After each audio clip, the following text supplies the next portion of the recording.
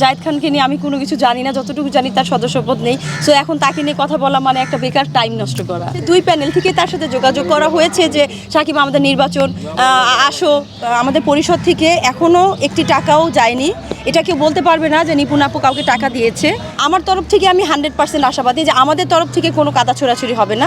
শিল্পীরা হচ্ছে আবেগী, হ্যাঁ, প্রচুর আবেগ কাজ করে শিল্পীদের মধ্যে, সাধারণ মানুষের মধ্যে সেই আবেগটা কাজ করে না। আপু, এবার নির্বাচনে তো আমরা জানি যে দুইটা প্যানেল, পূর্ণাঙ্গ প্যানেল আসছে। আপনি কোন প্যানেল থেকে দাঁড়াচ্ছেন একটু? অবশ্যই যে আমাদের জন্য এতদিন আন্দোলন সংগ্রাম করেছিল, আমাদের পাশে থেকে ছিল নিপুণ আপু। নিপুণ কলি পরিষদ থেকে আমি এসি প্রার্থী। প্লট রেডি, আপনি রেডি তো? ইফজল স্যার একটা কথা বলেছেন যে নির্বাচনে আসলে টাকা ছড়াছড়ি হয়, জাতীয় নির্বাচনে আমরা দেখি। শিল্পী সমিতি নির্বাচন হচ্ছে, এটা আসলে কেন হচ্ছে, কিভাবে দেখেন? আসলে আমার যারা শিল্পী সমিতিতে আছে, নিপুণ আপুর আমাদের পরিষদ থেকে এখনও একটি টাকাও যায়নি। এটা কেউ বলতে পারবে না যে নিপুণ আপু কাউকে টাকা দিয়েছে। এখন তারা কি করেছে সেটা আমি বলতে পারবো না, কিন্তু আমাদের তরফ থেকে একটি টাকাও এখনও যায়নি। এইবার আমরা প্রত্যাশা করছি কেউ যেন কাদা ছোড়াছুড়ি না করে, কেউ যেন একে যেন অপরকে কোনো কথা না বলে, পাল্টাপাল্টি হামলা যেন না হয়। আমি এটাই আশা করব, সবাই আমরা যেন মিলেমিশে নির্বাচনটা শেষ করতে পারি।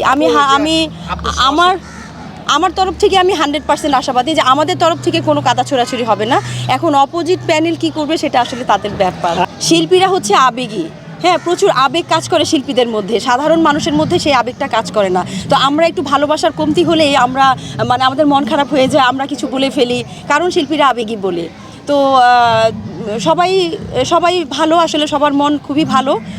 সেই দিক থেকে হয়তো আমরা আবেগের বশবর্তী হয়ে অনেক কিছু বলে ফেলি, পরবর্তীতে আমরা বুঝতে পারি এবং আমরা কিন্তু আবার মিল হয়ে যাই। আপু, জায়েদ খানের সদস্যপদ বাতিলের একটা ঘোষণা এসেছে, 3টা নোটিশ পাঠানোর কথা। এটা আসলে কমিটির ব্যাপার। জায়েদ খানকে নিয়ে আমি কোনো কিছু জানি না, যতটুকু জানি তার সদস্যপদ নেই। সো এখন তাকে নিয়ে কথা বলা মানে একটা বেকার টাইম নষ্ট করা।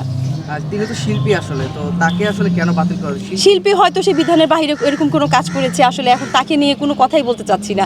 এখন সামনে আমাদের নির্বাচন, আপনারা আনন্দ উল্লাস করেন, আমরাও আনন্দ উল্লাস করি। এখন একটা জমজমাট আয়োজন, 2 বছর পর পর আমরা এই টাইমটা পাই। কাজে এখন এমন কোনো প্রশ্নের উত্তর দিতে চাচ্ছি না যে আমাদের আনন্দটাকে ঘোলাটে করে ফেলে। সুপারস্টার শাকিব খান, এই নির্বাচন নিয়ে তার সাথে কোনো যোগাযোগ করা হয়েছে কিনা আপনাদের প্যানেল থেকে? না, আমাদের প্যানেল থেকে আসলে সবাই যোগাযোগ করেছে। 2 প্যানেল থেকে তার সাথে যোগাযোগ করা হয়েছে যে সাকিব আমাদের নির্বাচন আসো।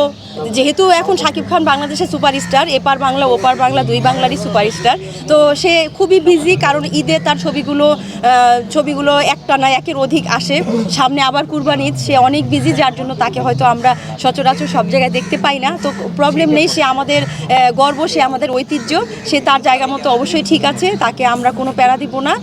অবশ্যই সে সবার খবরই জানে, কোন প্যানেলে কে কাজ করছে, কি হচ্ছে, নির্বাচনের কি আসে, এই বিষয়ে সবই সে জানে, কিন্তু সে হয়তো আসতে পারছে না। সেটা নিয়ে আমরা কোনো দুঃখ প্রকাশ করছি না, সে আমাদের জন্যই কাজ করছে, এই জন্য তাকে অনেক অনেক শুভেচ্ছা। Thank you.